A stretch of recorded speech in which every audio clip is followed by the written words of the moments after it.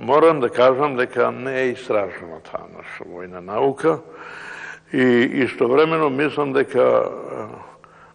дека многу сознанија што ќе се здобијат, а веќе се скоро на повидок со овај ниво на согледување.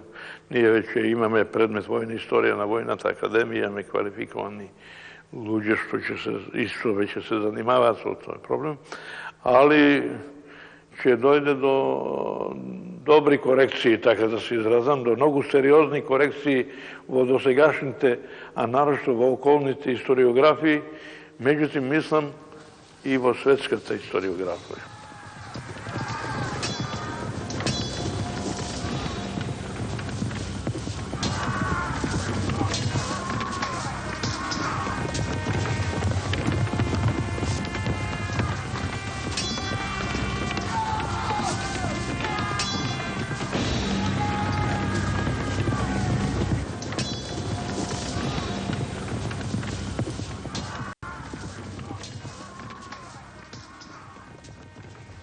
Војната историја представува специфична научна област која се занимава со војните настани на одредена територија и војните настани на народите кои живееле на тие територии.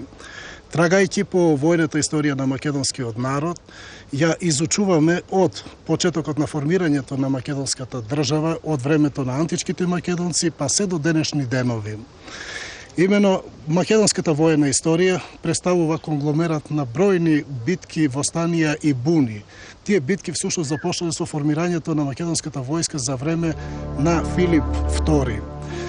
Во 359 година Филип II дошол за крал на Македонија и дотогаш македонците кои доживувале тешки порази од соседите со доаѓањето на Филип Македонски, кој имал и воено знаење, а и дипломатски способности, успеал да ја формира македонската фаланга поинаква од фалангата која дотогаш имала Грција. Имено додека грчката фаланга се наоѓала во фронтален распоред и во длабочина до 32 единици, односно редови, македонската фаланга била формирана во поголеми групи, а тие групи се одредувале по формација на бригади, чети и водови.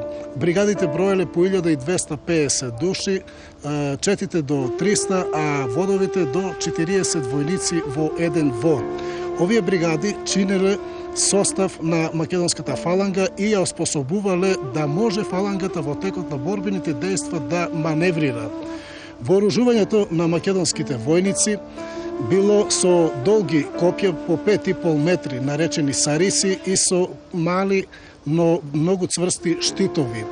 Оваа војска била оспособена од поглед на војната стратегија, на војната вештина да води борбени дејства во маневри и да води борбени дејства во содејства со различни видови и односно во различни родови. Така да војната македонската фаланга била составена од тешка пешадија пезетери, лесна пешадија, тешка конница и лесна конница. Тешката конница била секогаш распоредувана на десното крило, лесната конница на левото крило, а поред нив лесната пешадија од едната и од другата страна и во центарот тешката пешадија. Филип Македонски командувал со тешката пешадија, а Александар, неговиот син, командувал со тешката конница.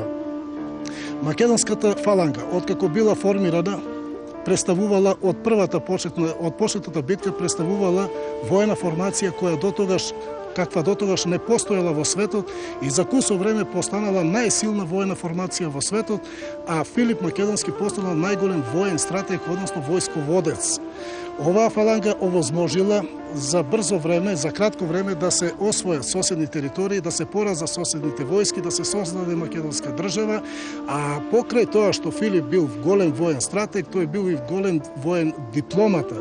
Така да македонската дипломатија со македонската војска успеала да создаде македонска држава како основа на балканскиот простор, која потоа Александар Македонски ја проширил дури до Индија.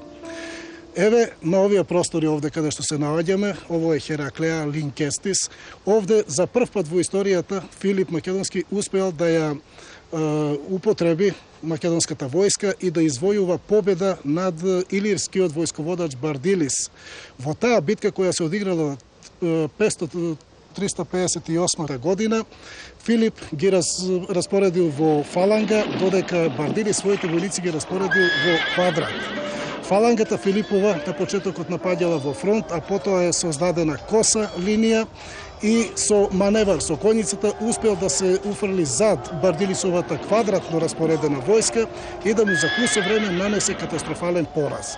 На тој начин Филип ја извојувал првата победа, македонската фаланга првата победа, косиот облик на напад на фалангата исто првпат и оттогаш почнува создавањето на македонската војска. 20 години подосна по оваа битка, во битката на Херонеја, повторно Филип Македонски организира силна војска, повторно фаланга македонска, повторно коњица, тешка коњица, лесна коњица и во битката кај реката Кефис во местото Херонеја. На спротивната страна се грчките и Тебанската чета, а на македонската страна борбениот распоред е тешката фаланга во центарот, лево од тешката фаланга е тешката коњица со која командува Александар Македонски, десно од тешката пешадија се наоѓа лесната коњица.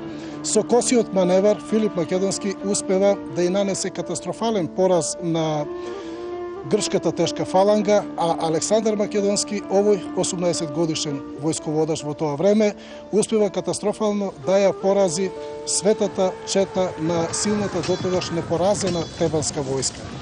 Од 338 година па до 323 година пред новата ера, Александар Македонски го наследил татко му во смисол на воен стратег и во смисол на воен дипломат. Меѓутоа формира така силна војска и војувал толку силни битки кои влегле во историјата на сите. Битката кај реката Граник, после битката кај реката Ис, после битката кај Гавгамела и особено после битката кај Хидаст, Александар Македонски како војсководец, како стратег се изучува во сите воени академии во светот, особено во војната академија во Вест-Поинт, во француската, германската и турската воена академија. Сметам од формирањето на војната академија генерал Михајло Апостолски, македонскиот народ е најлегитимен представник и најлегитимен народ кој треба да ја изучува токму воената историја така како што ја создавале Филип Македонски и како што ја создавал и градел Александар Македонски.